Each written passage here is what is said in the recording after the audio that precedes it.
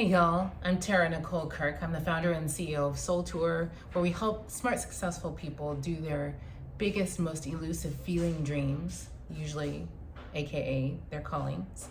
We help them do their dreams by undoing their self-sabotage patterns, and in particular by healing and transforming the complex of thought habits that we call your harsh, hindering inner critic.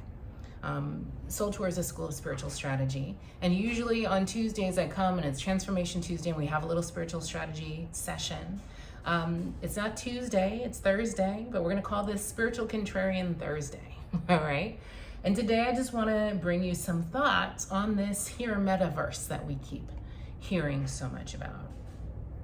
So, last Thursday I watched with growing concern, alarm even, definitely dismay, definitely distaste, as Mark Zuckerberg trotted out his master plan for creating a new universe. The metaverse, he said, won't be fictional for long. He plans to pour billions of dollars into building a new alternative reality that you've probably heard about by now, where you can don a simulated skin or just sit back in your house, never leave, become like the people on WALL-E, on the movie WALL-E, who can't even use their legs anymore because they don't ever leave the house, and just allow Zuckerberg to program into your consciousness whatever version of reality suits you. You can even teleport your consciousness, just zip around from a dark, brooding hall to a fragrant beauty world with buy buttons in the sky, without ever leaving your chair. I'm not joking. If you think I'm exaggerating, you should watch the video.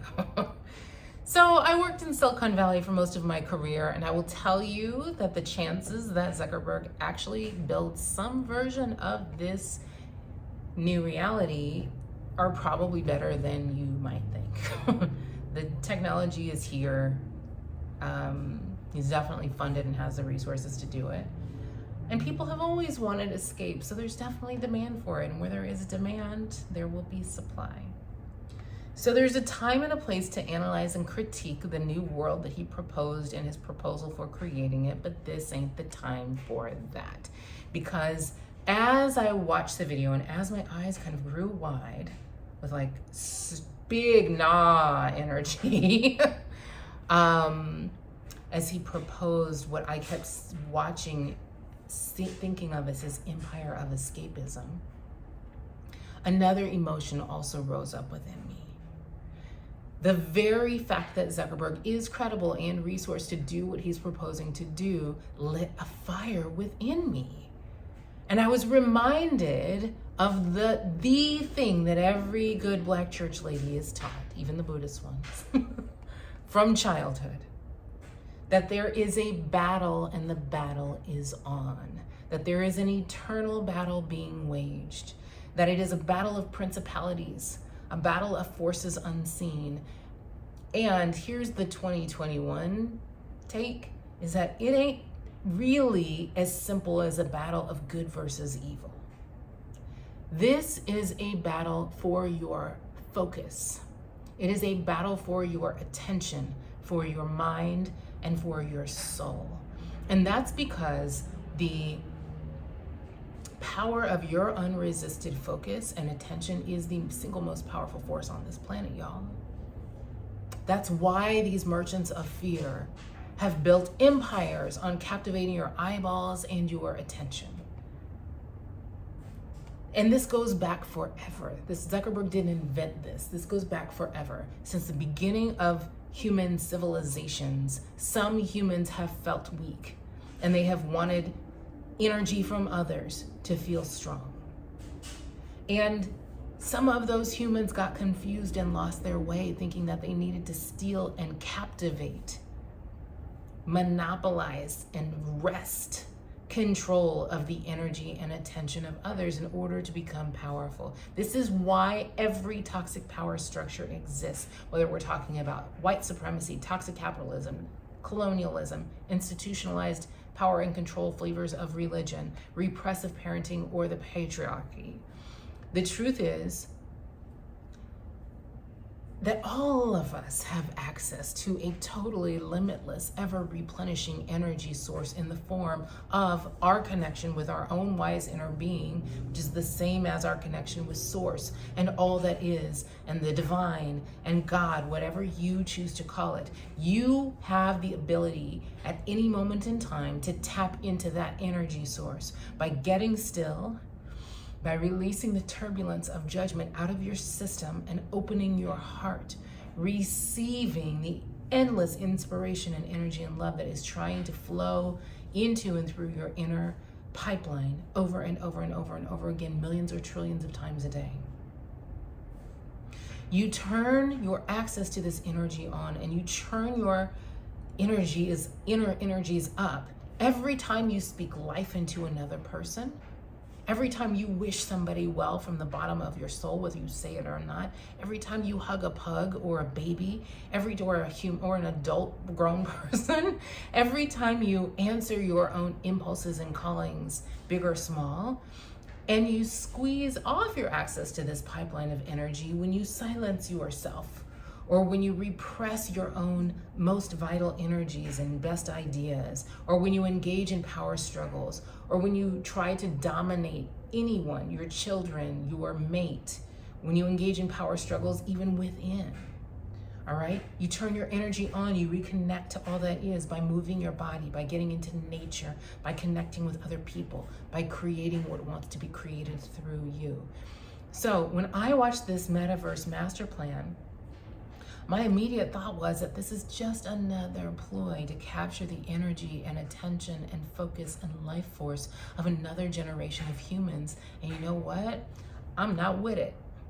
I'm just not. In fact, the overwhelming urge that rose up within me was this.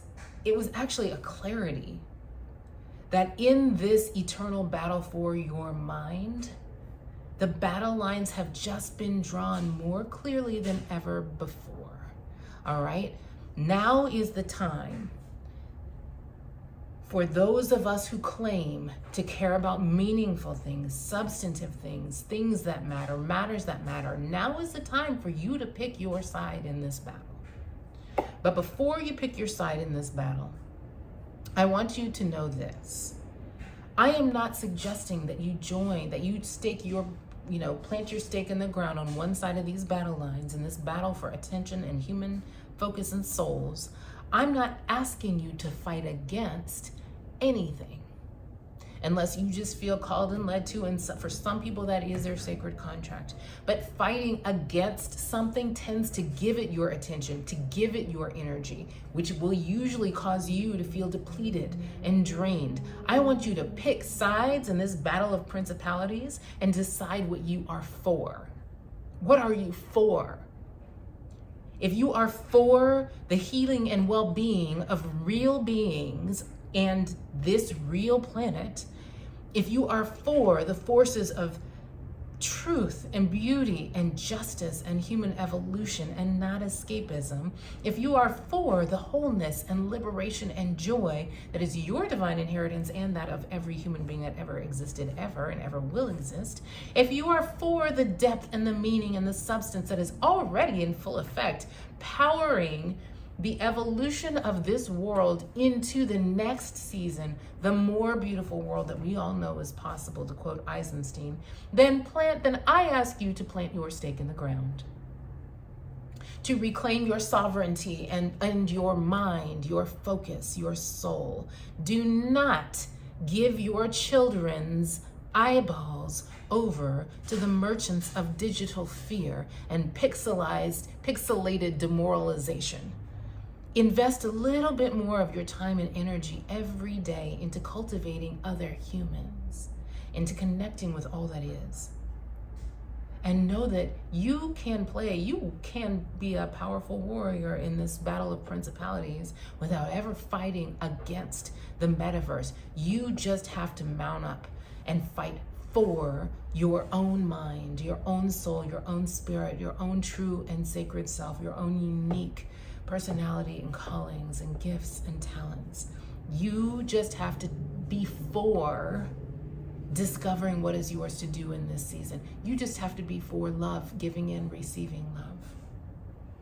So you have to be for rituals, before making every day sacred, before the recalibration and resetting of your nervous system and your thought habits, and before remembering what is real and what really matters.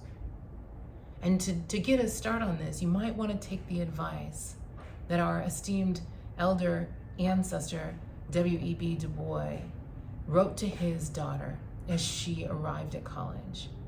He wrote her a beautiful letter. You should Google it and read it. Just, Google W.B. Du Bois' letter to his daughter. But there's just one line in it that kind of sums it all up. What we're being called to do right now, if we decide that we're for the meaningful, substantive things. Be honest, be frank and fearless, he wrote, and get some grasp of the real values of this life. Read some good, heavy, serious books just for discipline or just for delight. I'm adding that part because I like to read big books. And take yourself in hand and master yourself. And then you may also want to consider what Dr. Clarissa Pinkola Estes wrote almost 40 years ago in her letter to a young activist. And this is just a tiny excerpt. She wrote that soul on deck shines like gold in dark times, that the light of the soul throws sparks and can send up flares, builds signal fires, and causes proper matters, meaningful things to catch fire. To display the lantern of soul in shadowy times like these, to be fierce and show mercy toward others, like the goddess of, my namesake goddess, Tara, fierce and merciful, compassionate, the mother of liberation. To be fierce and to show mercy, both are acts of immense bravery and greatest necessity. Struggling souls, she wrote, catch light from other souls who are fully lit and willing to show it. So, make no mistake, the battle is on. It's a battle of principalities. It is a battle for your focus, your mind, your attention, and your soul. The battle is on. So mount up. Decide what you're going to be for. Mount up. I feel like Warren G. Self-regulators mount up. Stand up. Show your soul. And let's co-create a new reality right here in this universe together. All right? Keep your head up and your heart out. Look for all the new ways in which we can collaborate and co-create and rendezvous and party and learn and study and read together and write together. I will see you again tomorrow.